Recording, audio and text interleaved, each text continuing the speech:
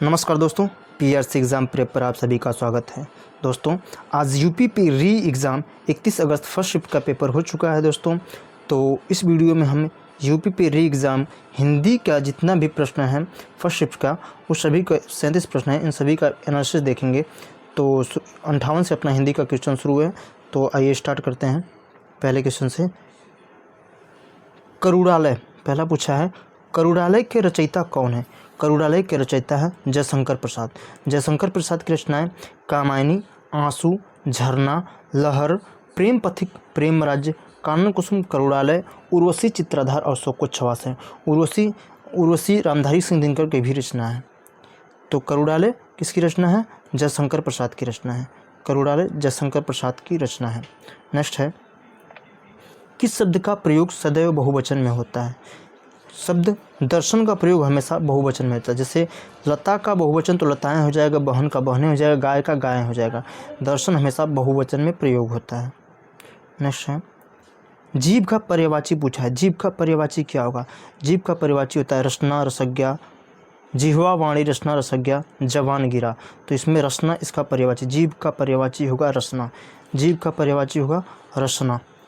Next question है, जिसका कोई आकार न हो के लिए एक शब्द है। जिसका कोई आकार न हो, निराकार। जिसका कोई आकार न हो, निराकार।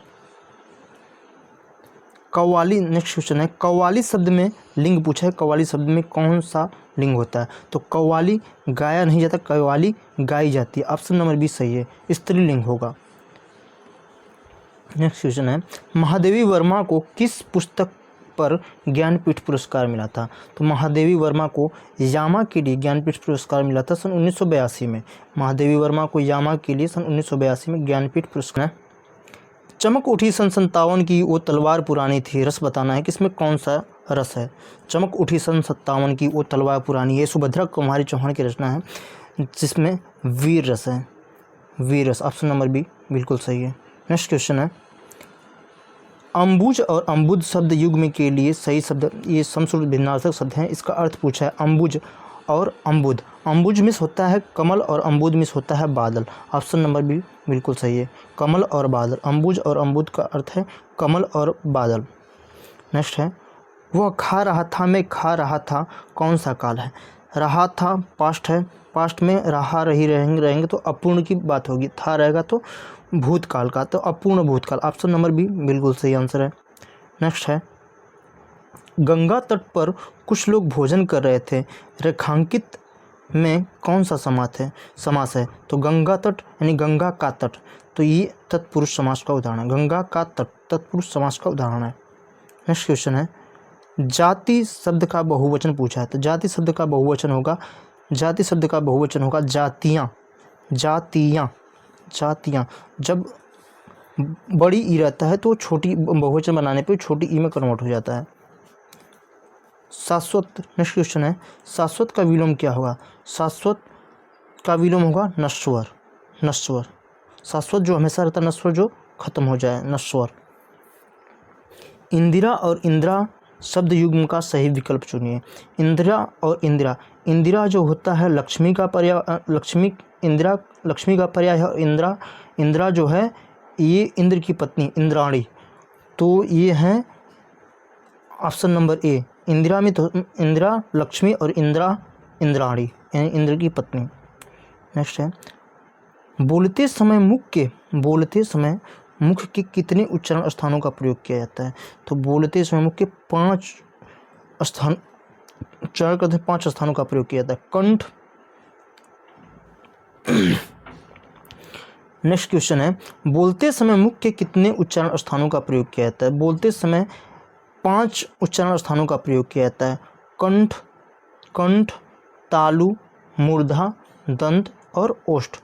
कंठ, तालु, मूर्धा, दंत, ओष्ठ। कंठ, तालु, मूर्धा, दंत और ओष्ठ, 5। निम्नलिखित में से वाक्य के शुद्ध रूप का चयन करना। उनके एक पुत्र हैं, उनके एक पुत्र हैं, उनको एक पुत्र है, उनका एक पुत्र है, उन्हें एक पुत्र है। तो उनका एक पुत्र है, ऑप्शन नंबर सी सही है, उनका एक पुत्र है। नेक्स्ट क्वेश्चन है, काव्य की शोभा बढ़ाने वाले धर्मों को अलंकार कहते हैं। इस युक्ति में प्रयुक्त धर्म का अर्थ क्या है? तो सेम पहले ही पूछा गया है, तो ये है गुण, ऑप्शन नंबर बी। मतैक्य में कौन सी संधि है? मतैक्य, मत प्लस ऐक्य, मत प्लस ऐक्य वृद्धि संधि का उदाहरण, ऑप्शन नंबर ए वृद्धि संधि का उदाहरण है। नेक्स्ट क्वेश्चन है अल्प विराम चिन्ह, अल्प विराम चिन्ह कौन सा है? तो अल्प विराम चिन्ह है, एक कामा को बोलते हैं अल्प विराम चिन्ह।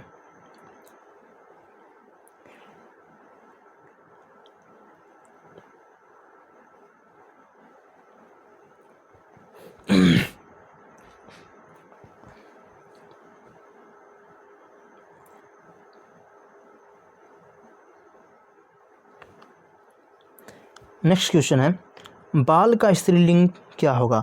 बाल का स्त्रीलिंग होगा बाला, बाल का स्त्रीलिंग है बाला, और बालक का पूछे तो बालिका हो जाएगा। बालक का स्त्रीलिंग बालिका, तो बाल का पूछा है तो बाला हो जाएगा, ऑप्शन नंबर सी सही है। नेक्स्ट क्वेश्चन है पर्णकुटी शब्द में समास, पर्णकुटी यानी पर्ण की कुटी, तो ये तत्पुरुष, पर्ण की कुटी या पर्ण से बनी कुटी तत्पुरुष समास का उदाहरण है। निम्नलिखित में से कौन सा शब्द अव्यय नहीं है? पूछा है कौन सा शब्द अव्यय नहीं है, तो ऑप्शन नंबर ए किससे अव्यय नहीं है। नेक्स्ट क्वेश्चन है निम्नलिखित में से सही तत्सम शब्द का चयन कीजिए। तत्सम शब्द मधुक है, मधुक मीन्स होता है महुआ, महुआ को मधुक बोलते हैं, महुआ तद्भव शब्द है, मधुक तत्सम शब्द है। नेक्स्ट क्वेश्चन है निम्नलिखित में से किस वाक्य में अकर्मक क्रिया का प्रयोग हुआ है? अकर्मक क्रिया, रमेश पुस्तक पढ़ रहा है, रमेश क्या पढ़ रहा है? पुस्तक पढ़ रहा है। अम्मा खाना बना रही है, अम्मा क्या बना रही है? खाना। मजदूर चाय पी रहा है, मजदूर क्या पी रहा है? चाय। बालक बहुत देर से सो रहा है, बालक क्या सो रहा है? तो ये ऑप्शन नंबर बी सही है।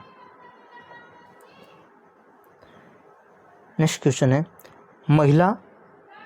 महिला जब भाषण दे रही थी उसकी आवाज़ में एक आकर्षण था, निम्नलिखित में से कौन इस वाक्य में प्रयुक्त आकर्षण का विलोम नहीं है? विलोम, आकर्षण का विलोम नहीं है पूछा है, तो आकर्षण का विलोम विकर्षण होता है, ये तो होता ही है।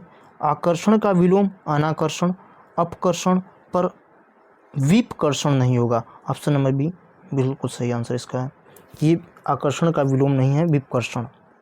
नेक्स्ट क्वेश्चन है कविश्वर का संधि विच्छेद क्या होगा? कवि प्लस ईश्वर, कवि प्लस ईश्वर, कवि प्लस ईश्वर, कवि नहीं है, कवि ये तो अर्थ नहीं करता, कवि plus Ishwar, option number A सही है। किस काल में क्रिया का वर्तमान काल, किस वाक्य में क्रिया वर्तमान काल में है?